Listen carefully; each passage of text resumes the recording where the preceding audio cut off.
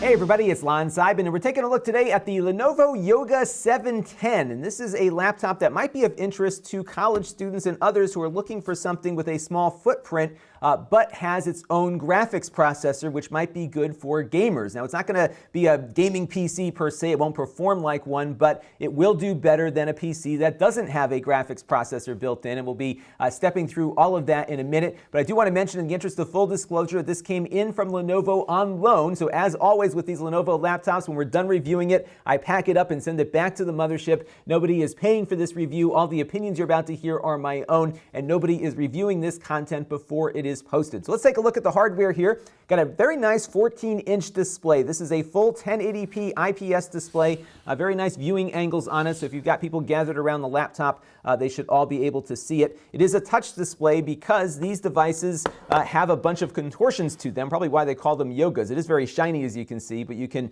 put it down into display mode like this. You can also have it operate as a tent mode as well, and of course you can touch your way to different things, both when it's in its laptop configuration as well as these other modes as well. You can also flip it back down and have it work as a tablet. Now, it does weigh 3.4 pounds, so it is a little bit heavy for a tablet, but not so heavy for a laptop. That's about 1.6 kilograms for the followers of the metric system. So pretty easy to carry it around, and you do have a lot of flexibility in how you use it. And because this is a 14-inch display, it isn't all that large, as you can see. So it's something you can pick up and move around relatively easily. And again, not all that heavy given what you can do with it and what's inside. Now, this one is configured with an i5 processor, a 6200U at 2.4 gigahertz. That's a dual-core processor. It's the latest generation Intel Skylake chip, so it performs very well.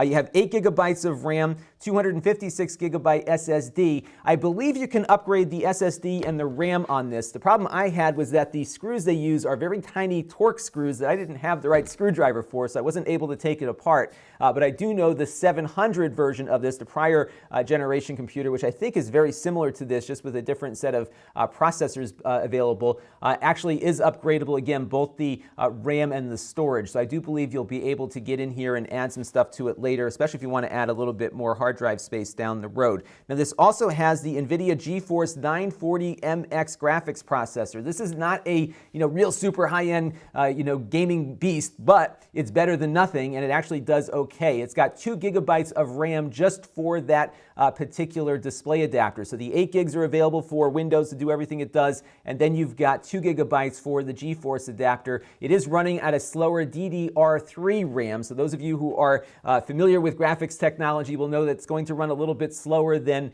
other video cards that are designed more for gaming. Now, as configured, this costs $799. I'm going to put a link down below in the video description to Lenovo's website where you can find this. It's not an affiliate link, so I'm getting no benefit from it, but I'm seeing this showing up in a bunch of different online retailers configured in different ways, and in some cases costing more without that graphics chip on there, and you definitely want to get that. So I'll put a link down below so you can find it. Really nice case design here too. It's all metal. It's got a nice diamond cut here on the side. It looks really nice, actually. Very attractive in the silver version here. I think there might be a black one available too, but I really like the silver. So the keyboard isn't bad. My biggest gripe with the keyboard is the key layout, specifically where they put the shift key. And I've often decided that, it's better to have smaller arrow keys than a small shift key in the wrong spot. I am continually hitting this up key when I mean to hit shift, and it's driving me nuts. And if you are a very habitual touch typer, this is going to be a problem. And it's so funny, such a little thing creates such a big problem. But that is my biggest gripe on this computer, and it's a shame because this is really almost the perfect college laptop, but this is a problem for me. So that shift key needs to get fixed, hopefully, in future iterations. The trackpad, though, is very nice, a very nice firm click. It really does respond very nicely. The keyboard overall, minus the shift key, works quite nicely. It's a standard Lenovo shape to everything. Decent travel on it, not as nice perhaps as their ThinkPad keyboards, but definitely a usable keyboard with nice full-size keys that are easy to get at. And it is also backlit too, so it's a white backlight, which will work nicely in the dark if you are typing late at night on some paper that's due. It does have a fan. It's not all that loud, and it doesn't go on all that often. So I found usually when I'm doing web browsing and other light kinds of tasks with the computer, it stays silent. But of course, when you start running games and whatnot, it'll definitely kick on there. Your power adapter goes in here. And I don't often talk about power adapters, and some of you want me to talk more about them, but I do talk about them when they're worth mentioning. So this is what it looks like. And what I don't like about it is that it's all in one piece, and you can't flip the plug here upwards. So this is always just here, and I worry that if you're throwing this in your bag quite often, these might get bent eventually. So this is the power adapter. The length on the cable isn't bad, but I do prefer those little two-step things where you have another power plug that the cord comes out of versus something configured like that. But that little gripe on the power adapter, but not big as my gripe is on the shift key. There is a SD card slot here on the side, but the card will stick out, so you won't be able to use that as augmented storage unless you've got one of those half-size cards on there. And then you have your headphone microphone jack on that side. On this side, you've got two USB 3.0 ports. This looks like USB Type-C, but it's not. It's a mini HDMI out for running out to external displays, and then your power and standby switch is over there. So pretty simple layout here, nothing too crazy on the ports, but definitely a usable device. One thing I wanted to mention on the screen, and it may not come across on camera, is that you can often see the little touch wires inside the display when you have light reflecting off of it. So if you're out in sunlight, you're going to see these little wires on the screen, which is what it uses for detecting your touch, which is really my only knock against the display. Otherwise, it's very clear and very crisp, especially when you're in standard room light. But when you have light reflecting off of it, you might see a little grid pattern of wires on the screen. So let's get now into its performance and see how this works. All right, let's begin our web browsing test with my YouTube channel. What I like to do is look at some of my more demanding videos insofar as their frame rate and resolution is concerned. So this is a 1080p 60 video. It's running at 60 frames per second at 1080p, and it seems to be coming up very quickly. This does have wireless AC built in, so you have the latest wireless technology. I'm not seeing any frame drops here on the Edge browser, and all is good.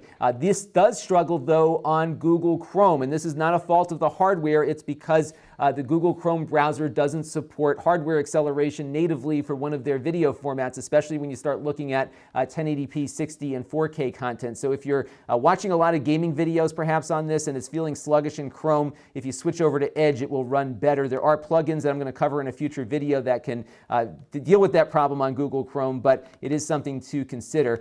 Chrome does do fine, though, with web browsing. So if you're going to New York Times and other websites like it, it seems to be springing up very quickly. All the JavaScript is executing very quickly, and it's working as one would expect it to on a mid-range premium laptop with an i5 Skylake chip. So it does work very well, even with all the ads and all the other junk that has to load up first. And on the Octane benchmark test, which measures how well it does on the web, we get a score of 26,577, a very respectable score and where I would expect a machine of this price point and configuration to be. You also have a very good experience with word processing on here, especially if you are using it for school. So if you're doing up essays and other things, Word will run just fine, and other similar applications like it.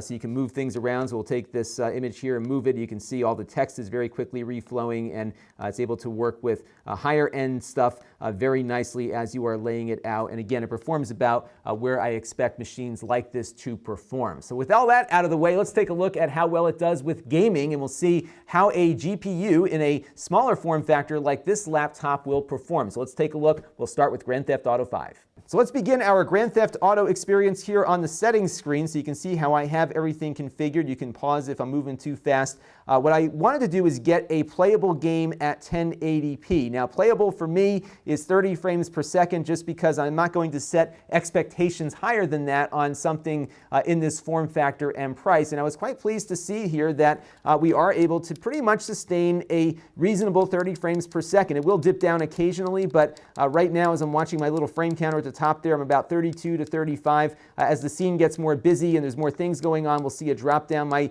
lowest I've seen so far is 25 frames per second, again at the full 1080p. So you could adjust this even further and get maybe a lower resolution to boost the frame rate. But I'm looking at this from the perspective of a college student that doesn't want to lug their full Xbox with them off to college.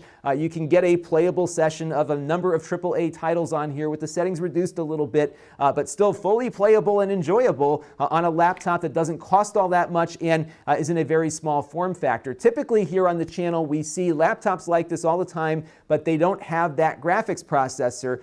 This one does, and it does make the difference between games being playable and not being playable. But let's take a look at a few other games next. We'll look at Counterstrike Go, maybe do a little bit of Rocket League and some Minecraft too. We'll do those very quickly, but you'll get a feel for what the GPU in here can do.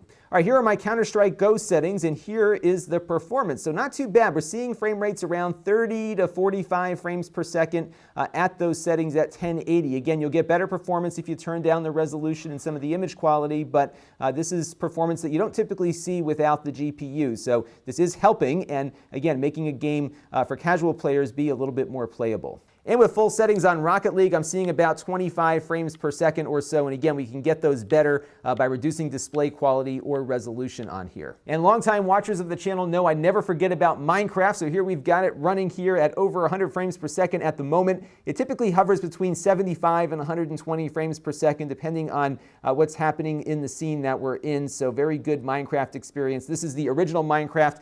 The Windows 10 version will run a little bit faster too. Now let's take a look at a benchmark. We usually run the 3D Mark Cloud Gate test, and on that one we get a score of 6,213. And what's great is that I looked at the Lenovo Yoga 700 recently, which is the prior version of this computer, with a similar Skylake i5 processor, and you can see the difference that the GPU makes on here. So even though it's not the fastest GPU out there, on that second graphics test we're almost twice as fast. So you really do pick up a lot of performance and a lot of game compatibility. Now when you're playing your games, your sound is going to come out of the bottom of the laptop. There are two speakers here, so you'll get decent stereo separation, but the audio quality is going to vary widely based on the surface that the laptop is sitting on. So on a wood desk, it's going to sound different perhaps than it might on your lap. So I've never been a big fan of these downward-facing speakers. They don't sound terrific on here, but they're passable, but plugging in a pair of headphones or something will do better. Now let's talk about battery life. So if you're doing work tasks, all the boring stuff, I think you'll get a good 8 hours. At least that's what I'm seeing in my testing, about 8 hours with reasonable screen brightness. You can squeeze more out of it if you turn the screen brightness down, but once you start getting into gaming and other tasks that will demand more of that GPU, that's when you'll see a battery decline. So a couple of hours maybe on gaming, especially like some of the AAA titles that really tax that graphics processor, but a full work day if you are just doing word processing, email, and other light-duty tasks with it. So that's really the trade-off there. This, like many other laptops, also has those built-in Intel graphics which use less power. So when you're not using a game or something that demands of the GPU, it'll turn that Nvidia GPU off to save power and run off the Intel. You really won't notice much of a performance difference when you're just doing work on it, but once you play a game, it'll switch over, and of course that will demand a lot more power there. So that is the Lenovo Yoga 71014, and I think this is actually a very good choice for college-bound students for a couple of reasons. One is that it is relatively powerful. It's not all that heavy. It's about, again, 3.4 pounds or so. But what's really nice about this is that, especially for people that like to play games every once in a while, you have that graphics processor on here. It makes a huge difference over computers that don't have it. The price isn't all that extreme, and you're still keeping it at a form factor that's reasonable and portable to carry around. So you might be able to get a nice gaming laptop for a little bit more, but it's going to weigh a lot more. It's going to be really huge to lug around. This one really is a nice compromise of portability and performance, especially for light and casual gamers out there that want to play some console games or console quality games while not having to drag their television and their Xbox or PlayStation with them. This will probably get you there. I don't like where the shift key is though. That's my only gripe with it. So my suggestion might be that when you're on your desk is flip it around into display mode here and hook up a keyboard and mouse to get the shift key back where it belongs. And that's my only big gripe with this, especially just as a habitual touch typer that likes my keys in the right spot. That shift key really drives me crazy. But that is my biggest gripe with this. Other than that, I think they've done a very good job on putting this thing together, and I would like to see a lot more computers have these discrete GPUs built in. Even if they're not all that powerful, it does make a difference, especially when you need a little bit of graphical oomph at certain times. This one will provide that for you. This is Lon.TV, and thanks for watching. This channel is brought to you by my Patreon supporters. If you want to help the channel, you can by contributing as little as $1 a month. Head over to Lon.TV/Patreon to learn more. And don't forget to subscribe. Visit Lon.TV/S.